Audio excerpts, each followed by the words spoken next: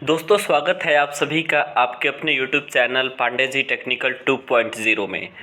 दोस्तों, types of communication जिसमें दो प्रकार के कम्युनिकेशन होंगे, एक फॉर्मल एंड इनफॉर्मल कम्युनिकेशन होगा और दूसरा होता है आपका oral and written communication.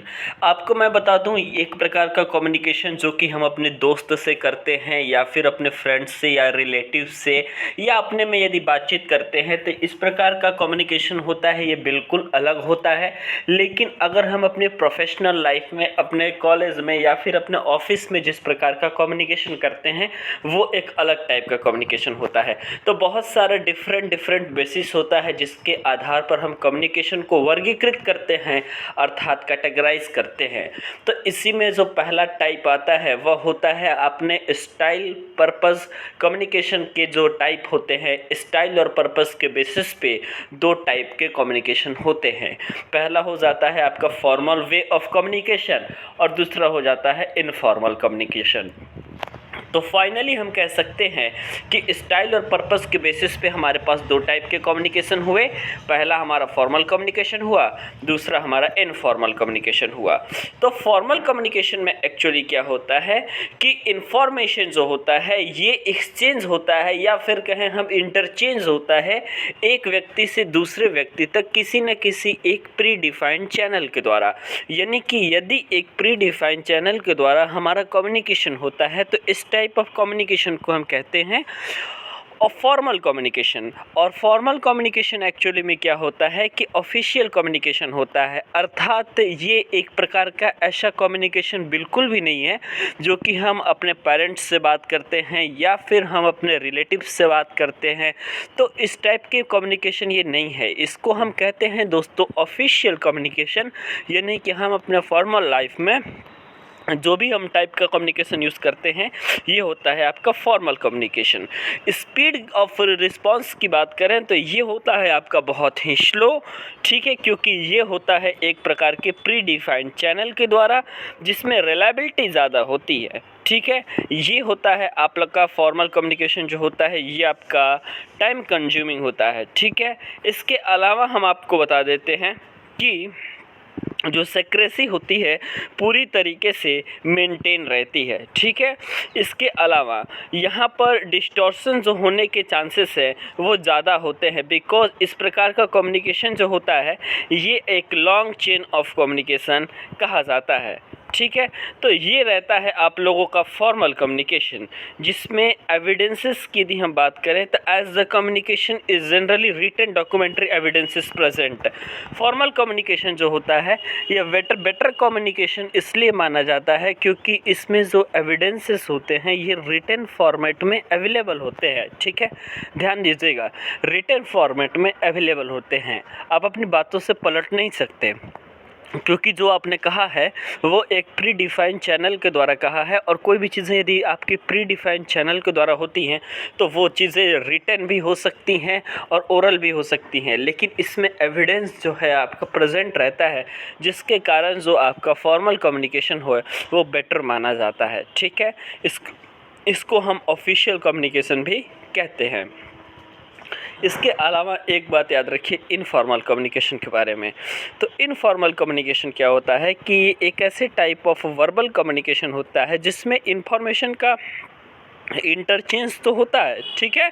Information का इंटरचेंज होता है एक पर्सन से दूसरे पर्सन तक, क्योंकि हम जानते हैं कि इंफॉर्मेशन का इंटरचेंज ही आपका कम्युनिकेशन कहलाता है।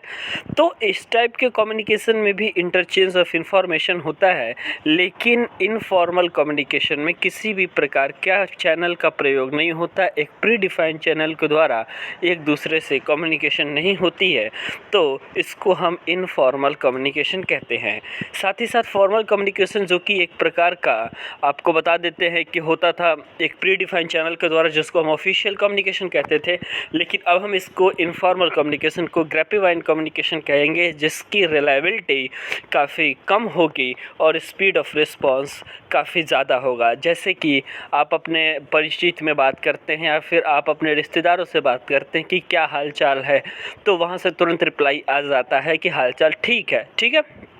तो स्पीड ऑफ रिस्पॉन्स जो है ये इनफॉर्मल कम्युनिकेशन में वेरी फास्ट होता है, लेकिन सबसे बड़ी इसमें मतलब हम बताएं तो डिसएडवांटेज ये होती है कि किसी भी प्रकार की इसमें डॉक्यूमेंट्री जो है अवेलेबल नहीं रहती है और ये टाइम कंज्यूमिंग बिल्कुल भी नहीं होता। लेकिन सबसे बड़ा इसमें नुकसान भी होता है कि इसमें स्पीड ऑफ रूमर्स, कहने का मतलब ये है कि इसमें अफवाहें फैलने की चांसेस ज़्यादा होती है। ठीक है, तो ये रहा आपका formal and non formal way of communication.